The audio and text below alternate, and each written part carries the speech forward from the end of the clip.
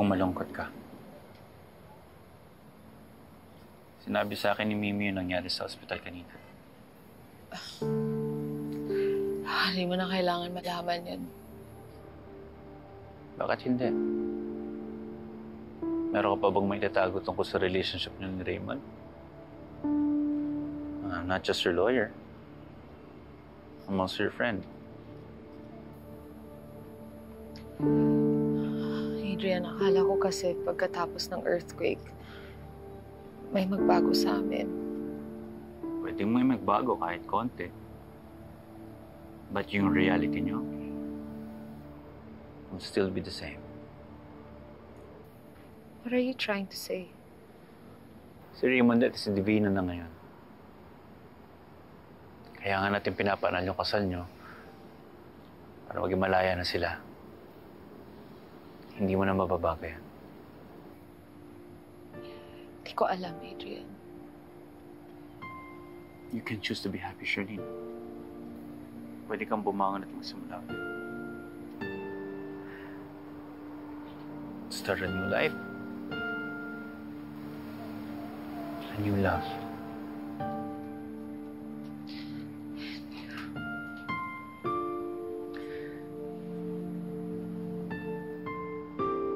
Charlene,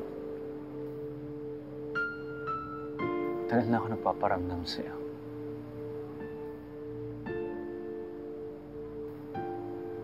I love you. I want to be with you. I want to take care of you. I want to make you happy pag malungkot ka. To make you feel loved and worthy. Because frankly, you deserve it.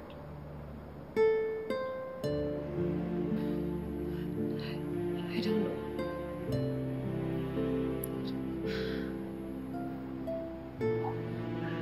Huwag mo na ipagpaliban pa, Charlene. Huwag mo na ipilit yung mga hindi pwedeng mangyari. Dito ako.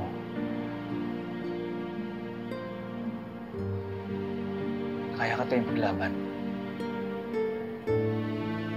Just say yes.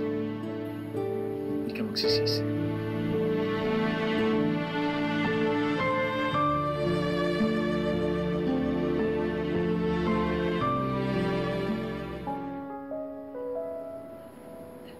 I'm sorry. I'm sorry, Adrian.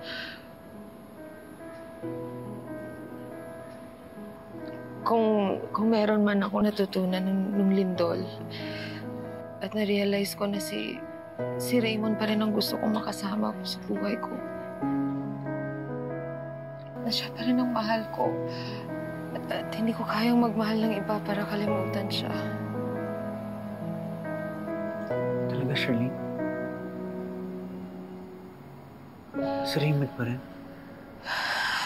Adrian, hindi... Sa lahat ng mga nangyari? Hindi ko matatakasan itong nararamdaman ko eh. Gusto ko maging totoo sa'yo at sa sarili ko. Charlene, hindi mo kailangan magtiis.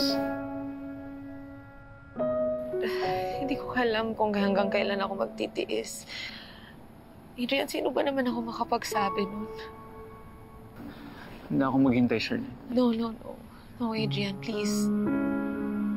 Please. That would be unfair for you. Wala rin akong guarantee na mamahalin ka kapag nakapag-move on na ako.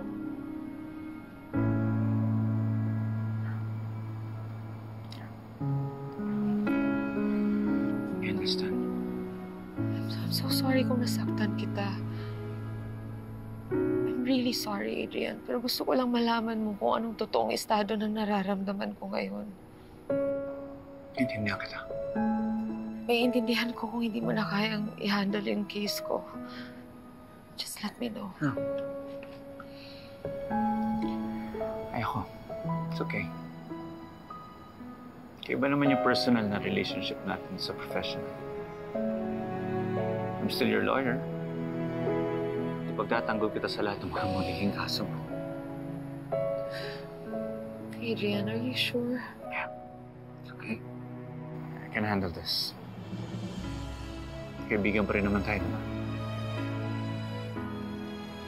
Thank you.